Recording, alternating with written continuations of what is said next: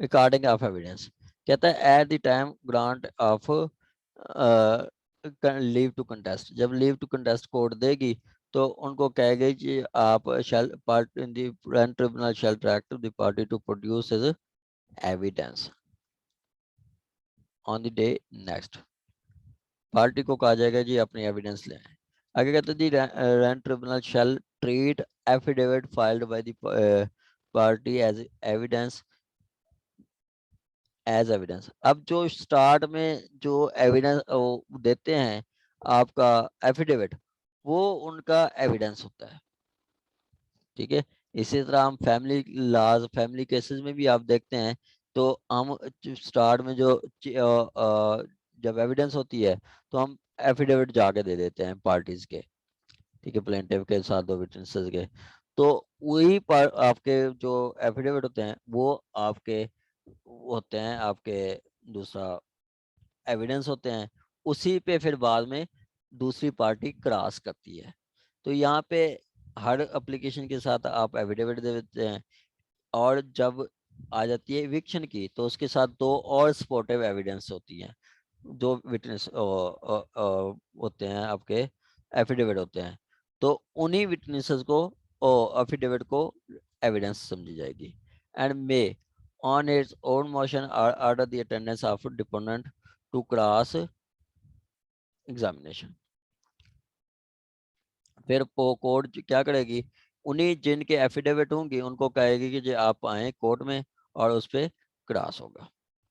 आगे कहता है if party so requested if so requested by party direct production of deponent for cross examination court if so directed by party direct the production of document for cross examination।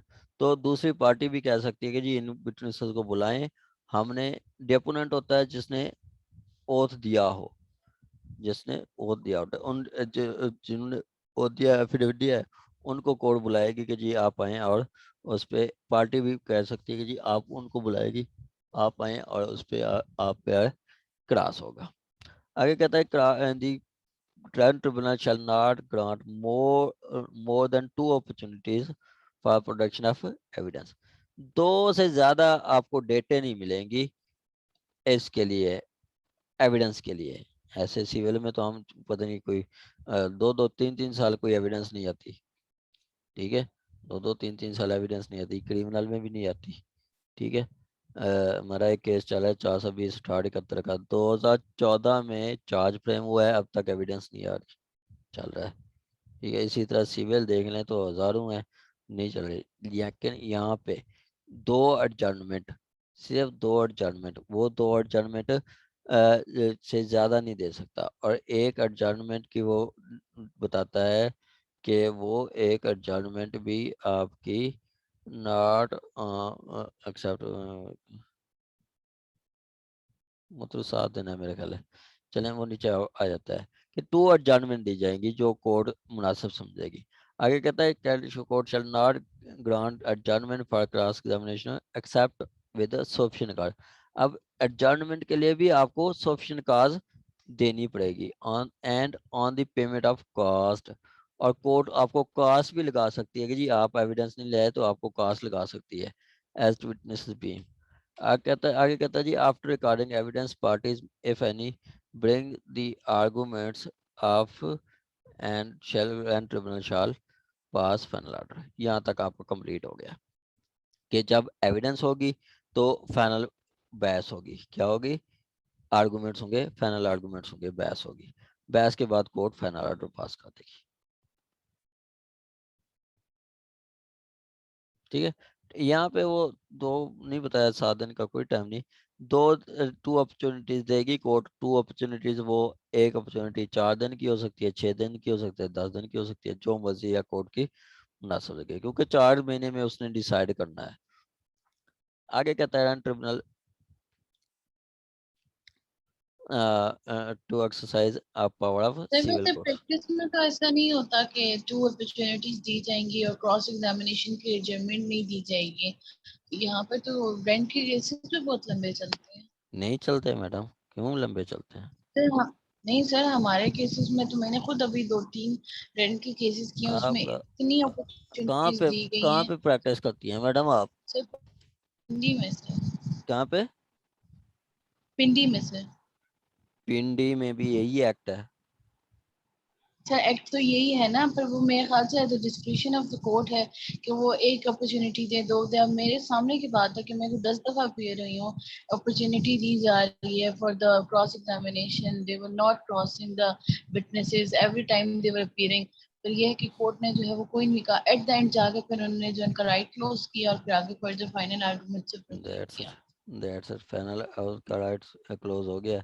ये पहले भी हो सकता है, ये पहले भी हो सकता है। देखिए मैडम कि आपका जो सिविल फैमिली लॉ है उसमें कहा गया कि 6 महीने में डिसाइड करना है। अगर नहीं डिसाइड करते तो सेक्शन 12 है मेरा ख्याल, रूल 2 है, वो ये कहता है कि जी अगर विद इन 6 मंथ डिसाइड नहीं करते, with in 6 month family case decide नहीं करते, तो आइदर पार्टी हाई कोर्ट चली जाती है, डायरेक्शन को ले आती है।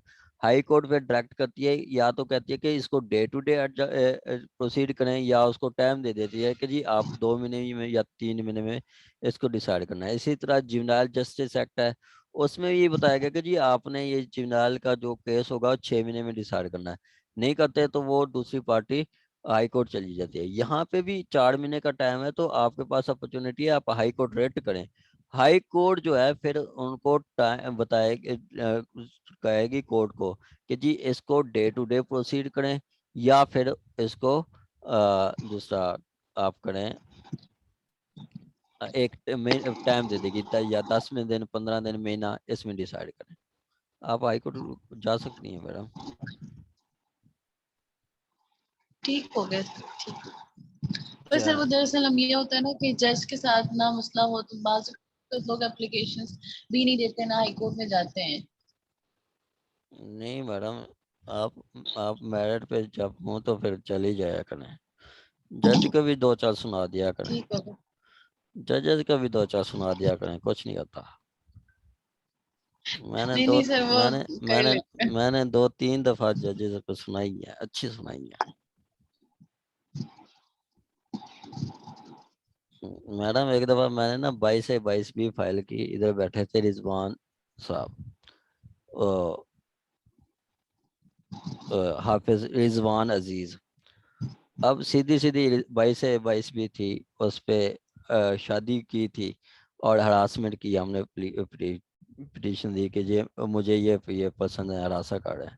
अब मैं गया जज साहब के पास, जज साहब ने कहा कि जी ये पहले तो मेरी क्लाइंट से के साथ पर्सनल हुए कि जी आप ऐसा ना करें, कल को आपकी भी बेटियां होंगी, ये है वो है ये है, आप क्यों गई हैं ये। मैं चुप करके सुनता रहा, मैंने कोई बात नहीं की। फिर मेरे साथ आ गए, कहते हैं जी ये वकील साहब आपकी रेट नहीं बनती, आप वकला को अपने साइल को गुमराह करते हैं। मुझे इतनी गुस्सा आया, इतनी गुस्सा आया, फिर मुझसे गुस्सा कंट्रोल नहीं हुआ। फिर मैंने जो जज साहब को सुनाई ना, मैंने अच्छी खासी सुनाई। जज साहब को कहते हैं जी आपने केस पढ़ा है PLD 2005? मैंने कहा जी 470 खिजरियात केस मैंने पढ़ा है। कहते नहीं नहीं मैं निकलवाता हूँ, मैं आपको पढ़ाता हूँ, वो साइटेशन ले आए। मैं क्या, हाँ कहीं पे लिखा हुआ है कि जी आप हरासमेंट का मेरी फंडामेंटल राइट्स को ये साइटेशन कट कर सकती है? ये मेरा फंडामेंटल राइट है, right to security, right to life, कि मुझे ये बंदे फलां पसंद है, मुझे मार देना है, जान से का खतरा है, आप मुझे ऑर्डर करें, मैं हाई कोर्ट चला जाऊंगा 199 में। आप कैसे हैं? मैंने कहा कि आप इधर बैठ के आपका दिमाग खराब हो जाता है। 2 दिन पहले वो चीफ जस्टिस साहब कह रहे थे कि जी ये काली को कुर्सियों वाले जो है ना, ये ऐसी हरकतें कभी हम नहीं करते थे। मैंने कहा वो भी कभी वकील थे। मैंने अच्छी खासी की, और पीछे से फिर 2-3 वकील आए, मुझे आके ना पीछे से थपकी दी कि ठीक किया है। इससे पहले भी ये जज साहब ने एक वकील के साथ बदतमीजी की हुई थी। जब आप राइट पे हो ना तो दो चार सुना दिया करें, फिर नेक्स्ट तो आपको वो अच्छा रिलीफ देंगे। अच्छा, उसके बाद उसी हरासमेंट में, मेरी हरासमेंट में, उसने स्ट्रिक्ट ऑर्डर किया था पुलिस को कि जी इनको जो है ना तहफ़्फ़ुज़ दें। जब आप राइट पे हो आप सुना दिया करें। अब काफी सारे जजेस ऐसे हैं जिनको कुछ पता ही नहीं है। इधर बैठे थे हाफिज अब्दुल मुनायम साहब, फैमिली जज थे। मैंने कंज्यूगर राइट्स का दावा दायर किया, एविडेंस हो गई, फाइनल आर्गूमेंट्स पे था, वो कहता है जी ये तो इधर दायर हो नहीं सकता। अब मैंने दायर किया, हस्बैंड लाहौर रहता था, बीवी रहती थी कसूर में, तो जज साहब कह रहे थे कि ये कसूर में फाइल होगा। मैं कि क्यों कसूर में होगा, हस्बैंड तो इधर रहता है, पार्टी इधर रहती है, इधर होगा। कहते नहीं नहीं उधर होगा, आपने शायद नहीं पढ़ा। मैं कि आप निकालें फाइल और रूल 6 पढ़ें, फैमिली कोर्ट एक्ट के रूल जो है 1965 के, रूल 6 खोलें। मैंने उसी टाइम कोर्ट के से वो ओपन करवाया, मेजर एक्ट वो उसको पढ़ाया। ओ सॉरी सॉरी वकील साहब मैं कर देता हूँ। ये ऐसे जज बैठे हैं, ऐसे जजेस को आप सुना दिया करें, कुछ नहीं होता। जब आपको लॉ का पता हो ना तो फिर आपके अंदर कॉन्फिडेंस भी आता है। ठीक है सर, आपके एडवाइस का ना अमल करूंगी मैं। नहीं नहीं मैडम, पता है क्या, पर एक चीज ज़हन में रखना, कभी जज को ये नहीं है कि जी आप तरले ग्राउंड पे आ जाएं कि जी सर कर दें, सर कर दें। ऐसे वकला की कोई रिस्पेक्ट नहीं होती, कोई रिस्पेक्ट नहीं होती। आपको क्लाइंट्स के एक नीचे से रिलीफ नहीं मिलता तो आप ऊपर से रिलीफ मिल जाएगा। हायर कोर्ट से ज्यादा रिलीफ देती है। ठीक है, तो आपने कभी ये नहीं करना कि जी सर मेहरबानी कर दो, मेहरबानी मेहरबानी वाली बात नहीं करनी। आपने लॉ पॉइंट्स बताने हैं, नहीं तो आगे चले जाना है बस। आपने केस को पर्सनल नहीं लेना, आपने लॉ पॉइंट्स के साथ आगे जाना है। मैं ऑनेस्टली स्पीकिंग कि मैं इतनी अब हो गई से, मैंने ना कोई 6-7 सालों में कभी एक दिन भी कोर्ट से छुट्टी नहीं की, एक दिन भी। इवन के बारिश अंधेरी जो मर्जी हो, या मेरी जितनी भी तबीयत खराब है, मैं कोर्ट लाजमी जाता हूँ। ठीक है, मैं तो कहता हूँ संडे वाले दिन भी कोर्ट्स हूँ। तो कभी भी मैंने छुट्टी नहीं की। अब मैंने, मेरा यही असूल रहा है कि जी सिर्फ जाके वकालत करनी है, ये नहीं तरले नहीं करने कि जी ये लाजमी कर दें, ये लाजमी कर दें। अगर बनता है तो ठीक है, नहीं बनता ना बने, खत्म। प्योर वकालत करें आप।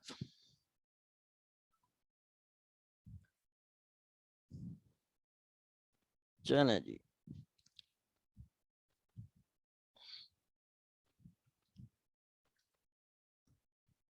आगे जी आपका, Iran tribunal may exercise the power of civil courts to enforce attendance of person। अब अटेंडेंस ऑफ पर्सन कहाँ पे है, वो आपका मतलब ऑर्डर 5 है। ठीक है, ऑर्डर 5 की भी पावर है आपके रन ट्रिब्यूनल के पास। ठीक है, ऑर्डर 5 जो हमने पढ़ा है समन अपेयरेंस के लिए, ये उसकी पावर्स होंगी। उसके बाद compel the production of evidence, production of evidence के लिए आपका ऑर्डर 16 है, ऑर्डर 16 है। उसके बाद inspect the premises, inspect the premises के लिए वो आपका ऑर्डर 18 रूल 18 है, ऑर्डर 18 रूल 18 है। और इशू कमीशन, कमीशन इशू करने के लिए आपका ऑर्डर 26 है। ये सारी पावर्स उसके पास होंगी, ये सारी पावर्स उसके पास होंगी लैंड ट्रिब्यूनल के पास। ठीक है, ये सारी पावर उसके पास होंगी। आगे कहता है land proceeding before land tribunal shall be deemed to be judicial proceeding and land tribunal shall be deemed to be civil court within the meaning of section 193 to 228। ठीक है, आप ये भी सारी पावर्स 193 से 193, ये एडमिनिस्ट्रेटिव ऑफ जस्टिस के वाले से है कि जी आपका अगर वो फाल्स एविडेंस देता है तो उसके खिलाफ आप कार्रवाई कर सकते हैं। या आपका 228 में जो अगर वो कोर्ट में आके कोर्ट की तौहीन करता है या कोर्ट के काम में डिस्ट्रप्शन करता है तो उसको पनिश कर सकते हैं। ऐसे एक रावलपिंडी में भी वकूआ हुआ था, एक वकील साहब को पकड़ के 6 महीने के लिए वो सजा दे दी थी 228 में, और उसी टाइम जेल भी भेज दिया था उसको। एक मैडम बैठी थी, पता नहीं अब नाम नहीं मुझे आ रहा। तो ये पावर इस्तेमाल कर सकता है आपका रेंट ट्रिब्यूनल। आगे कहता है आपका रेंट ट्रिब्यूनल में pass an interlocutory order at any stage, interlocutory order भी पास कर सकता है किसी भी स्टेज पे। इंटरम ऑर्डर जिसको कहते हैं, जिसको आप कह देते हैं जी इतनी देर तक आपने कोर्ट में मतलब प्लेंटिव को या डिफेंडेंट को, रिस्पोंडेंट को रिस्ट्रेन, मतलब प्लेंटिव को रिस्ट्रेन नहीं करना। जैसे एविक्शन की आ जाती है तो वो कह देती, ऑर्डर कर देती है कि जी इतनी देर तक आपने इसको इविक्ट नहीं करना। किसको? उसको, दूसरा टेनेंट को। ठीक है, ये बताया गया। आगे बताता है जी आपका period for disposal of application, कि आपका जो एप्लीकेशन होगी ये not later than 14 days, 4 month, 4 महीने से ज़्यादा टाइम नहीं लगेगा। ठीक है, जिस दिन फाइल हुई उस दिन 4 दिन महीने से ज़्यादा टाइम नहीं लगेगा। आगे कहता है final order shall not be passed if final order within the period of 4 month, that tribunal shall conduct the proceeding day to day. अब 4 महीने में नहीं होता तो फिर खुद डायरेक्शन इसमें इटसेल्फ है कि जी आप डे टू डे प्रोसीड करेंगे। अगर नहीं करता तो आप हाई कोर्ट जा सकते हैं। आगे होगा जी अपील। अपील जो होगी आपकी अग्रीव पार्टी 30 डेज में अपील करेगी। ठीक है, prefer an appeal with in the district जज, नो अपील शैल लाई इंटरिम ऑर्डर, इंटरिम ऑर्डर के खिलाफ नो अपील, कोई अपील नहीं होगी। ठीक है, इंटरिम ऑर्डर के खिलाफ कोई अपील नहीं होगी। ठीक हो गया जी। आगे कहता है जी आपका if appeal under this section is preferred, district judge may hear and dispose of the same interest for the disposal। अब वो कहता है कि जी जब अपील आएगी डिस्ट्रिक्ट जज खुद भी सुन सकता है या एडिशनल जज को भी इंटरेस्ट कर सकता है। ठीक है, उसके बाद कहता है डिस्ट्रिक्ट जज जो है वो आपका डिसमिस कर सकता है appeal after opportunity dismiss the appeal without notice to respondent. इसको कहते हैं डिसमिशन लिमनी, डिसमिशन लिमनी। ठीक है, लिमनी होता है कि जी आपका दूसरी पार्टी को नोटिस किए बगैर, दूसरी पार्टी को सुने बगैर, जब कोर्ट देखती है कि इसमें अपील में कोई ग्राउंड्स नहीं है फॉर प्रोसीडिंग, तो कोर्ट क्या करेगी? आपका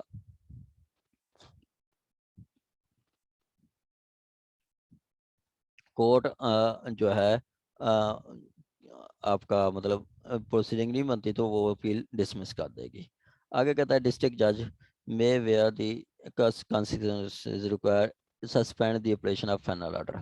फाइनल ऑर्डर मतलब जैसे इविक्शन का हो गया, ऑर्डर हो गया, अब इविक्शन की एप्लीकेशन एक्सेप्ट हो गई लैंडलॉर्ड के फेवर में। अब टेनेंट है, टेनेंट को कोर्ट ने ट्रायल कोर्ट ने का एविक्शन का ऑर्डर कर दिया, टेनेंट एप्लीकेशन कर देता है, एप्लीकेशन के साथ सस्पेंशन की एप्लीकेशन भी देता है कि जी ये ऑर्डर सस्पेंड किया जाए, तो वो अपील में ऑर्डर सस्पेंड भी कर सकते हैं कि जी जितनी देर अपील डिसाइड नहीं होती आप ये प्लेंटिव को रिमूव नहीं कर सकते, प्लेंटिव को उधर ही रखेंगे, वो पहले वाला ऑर्डर सस्पेंड है। आगे कहता है डिस्ट्रिक्ट जज में shall decide the appeal within 2 month. कितनी? 2 महीने में वो उसने अपील डिसाइड करनी है। आगे कहता है जी no appeal shall lie against the order of district and session जज। नो, इसमें आप कह लो कि नो सेकंड अपील, कोई no second appeal, second appeal नहीं है। सिविल में सेकंड अपील होती है, इसमें सेकंड अपील नहीं है। आगे है जी आपका 19 ट्रांसफर है कि आपका केस सपोज के कह लो कि जी आपको मैं बता दूं कसूर, कसूर की जो तहसीलें हैं, एक पत्तों की है, एक चूनिया है।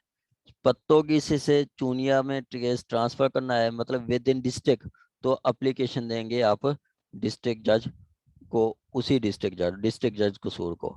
अगर एक जिले से दूसरे जिले में करवाना है तो फिर अप्लीकेशन देंगे आप हाई कोर्ट को।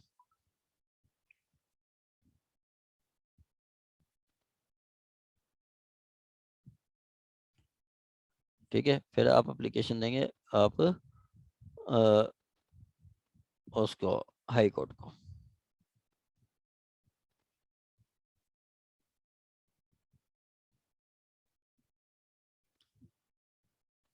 ठीक हो गया जी। आ गया जी आपका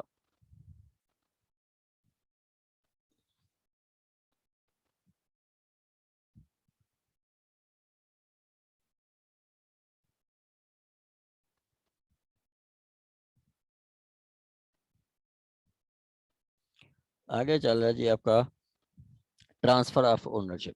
ट्रांसफर ऑफ ओनरशिप ये है कि देखें, मालिक थी मैडम सबा, ठीक है, इन्होंने किराए पे दिया था मैडम नईमा सबा को। अब मैडम सबा ने अपना जो है वो जमीन मतलब प्रिंसेस है वो सेल कर दी मैडम लुबना शहीन साहबा को। अब लुबना शहीन साहबा ने जो टेनेंट है नईमा साहबा उसको मैसेज भेजेगी, इंटीमेशन भेजेगी जी अब मालिक मैं हो गई हूँ और आपने किराया मुझे भेजना है।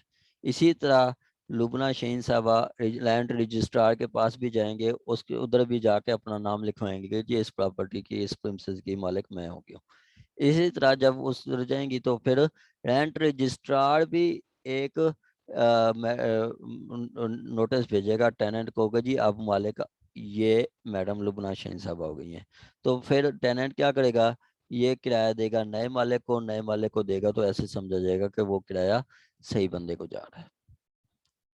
कहता है if application ownership of rent premises act has been if ownership of rent premises act has been transferred, the new owner shall send written intimation of transfer by register post courier service to tenant and shall apply to rent registrar for entering his name into the register as landlord in premises।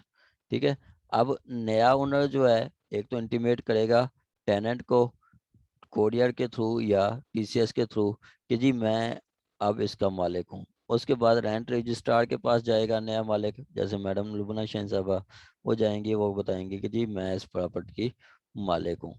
उसके बाद rent registrar क्या करेगा, वो भी inform करेगा, rent registrar inform tenant through notice, notice के through inform करेगा कि जी अब जी एक्सपेंसेस ऑफ लैंडलॉर्ड, लैंडलॉर्ड के एक्सपेंस पे, लैंडलॉर्ड कौन, ये मैडम लुबना शहीन साहबा नया landlord, about the transfer of ownership, and the tenant shall not be deemed to defaulted in payment of rent if rent is paid or tendered within a period of 30 days from the date when notice within the normal course of reached। अब देखें, जब जिस दिन notice इनको मिल गया उस दिन उसके विद इन 30 डेज मतलब अगले 30 दिन तक अगर वो जो टेनेंट है नए मालिक को पेमेंट करता है तो ये नहीं समझा जाएगा कि वो डिफॉल्टर है, ये समझा जाएगा कि उसके उसने सही बंदे को पेमेंट कर दिया।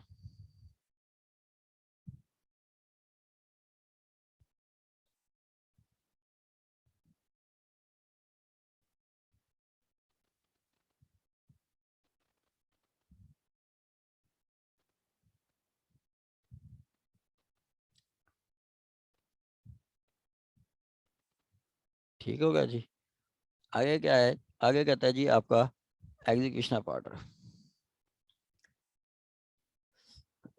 Rent tribunal shall execute order passed under this act by rent tribunal or district judge or and decree of civil court for the purpose of this may exercise all power of civil courts। अब rent tribunal के पास वो civil courts वाली सारी powers होंगी।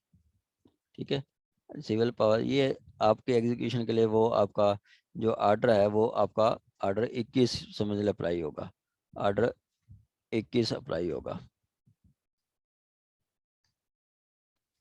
Order 21 apply होगा। Indemnity. No suit or other person shall lie and special order or any person authority in this act in respect of anything done intended to be in good faith। अब civil जज ने या medicinal surgeon जज ने जो भी good faith में proceeding की है उस पर कोई उन पे कोई प्रोसीडिंग नहीं होगी, कोई प्रोसीडिंग उनके खिलाफ नहीं होगी। आगे गवर्नमेंट इनके तहत रूल्स बना सकती है, जैसे गवर्नमेंट ने रूल्स बनाए हैं फैमिली कोर्ट एक्ट के और सेक्शन 26 के तहत रूल्स बनाए हैं जो कि 1964 के हैं। 1964 का एक्ट है, 1965 के रूल्स बनाए गए हैं, वो भी एक वो बताता है, वो उनका रूल्स 26 है। यहाँ पे अगर इसके कोई रूल्स बना लेती है गवर्नमेंट तो वो सेक्शन 33 के तहत बनाएगी। आगे कहता है क्यूएस और सीपीसी अप्लाई नहीं होगा। कहता है save as otherwise provided under this act, जहाँ पे वो बता दिया गया है। अब देखें, save as otherwise provided under this act, इसका क्या मतलब है कि जो इस एक्ट में बता दिया गया है वो ठीक है, उसके अलावा इस एक्ट में जो बता दिया गया है, जैसे पीछे हमने पढ़ा है कि जी उसके खिलाफ आर्डर 5 की पावर्स होंगी, ठीक है, आर्डर 16 की पावर होंगी, और उसके अलावा कोई इंस्पेक्शन की पावर होंगी जो 8 में है। वो जो बताया गया है एक्सप्रेसली वो तो ठीक है, बाकी जगहों पे the provision of QSO and CPC shall not apply to the proceeding under this act before and tribunal तो जो कुछ बता दिया गया है वो अप्लाई होगा, वरना नहीं, बाकी नहीं होगा, वरना बाकी नहीं होगा। यहाँ पे मैंने आपको बताया था, मेरा ख्याल है 21 में,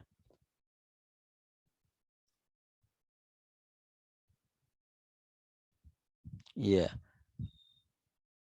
जैसे ये अफिक्स सेक्शन के लिए 520 है और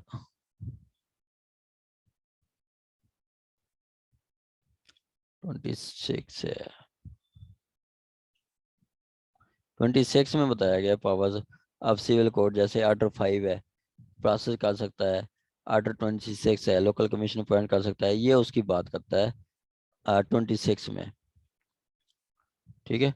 26 जो आपका सेव एज अदरवाइज प्रोवाइडेड, ये आपका 26 में जो बताता है, ठीक है, कि उसके पास पावर होगी आर्डर 20 से मतलब समन की या इस तरह की, ठीक है।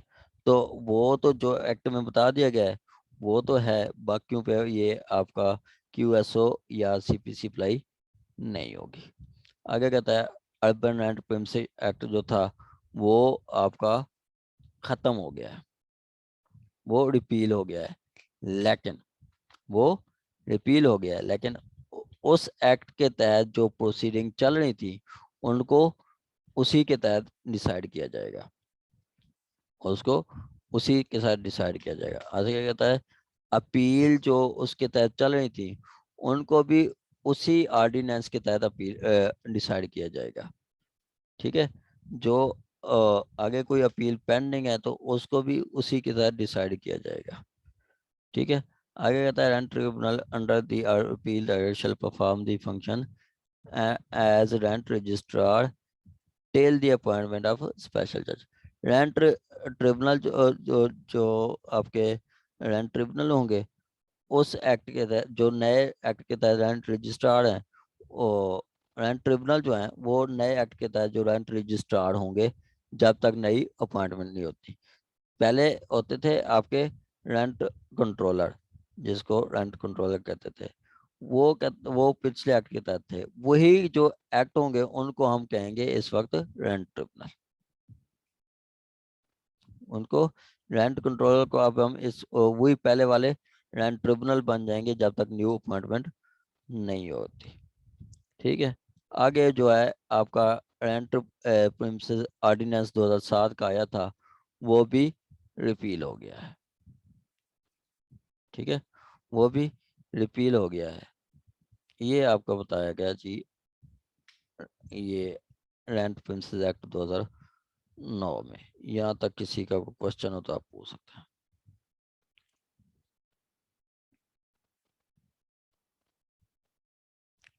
यहाँ तक किसी का कोई क्वेश्चन है तो आप पूछ सकते हैं।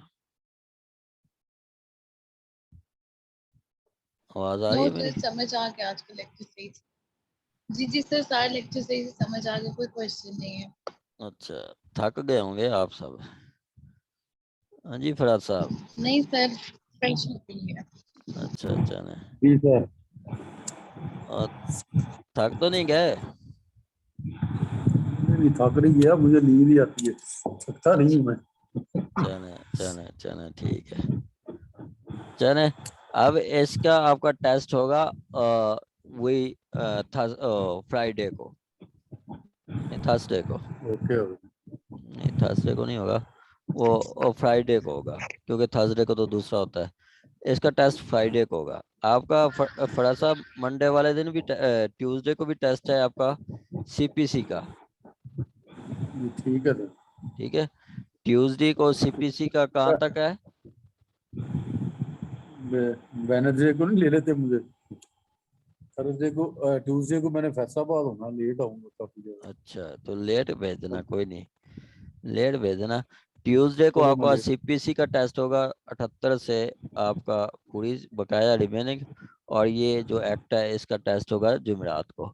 अल्टीमेटली आपको टेस्ट ही कामयाब कराएंगे, ठीक है ठीक है। 78 से फिर आपने भी 79 फ्राइडे को कहा, अब थर्सडे को होगा। सर 78 से कितना? ऑनवर्ड मैडम, ओ सर कंप्लीट, कंप्लीट। हाँ 158 सेक्शन तक। ठीक है। जी मैडम नईमा साहब आप क्या कह रही हैं? फिर मैं कह रही हूँ आपने भी फ्राइडे कुछ कह रहे थे, मुझसे क्लास वजह से जो है ना डिस्कनेक्ट हो गई। मैडम ये जो तो एक्ट आज पढ़ा है ना, इसका फ्राइडे को टेस्ट होगा। जी से ठीक है। चलें चलें, ओके फिर अल्लाह हाफिज। चलिए, ओके सर, अल्लाह हाफिज। हाफिज।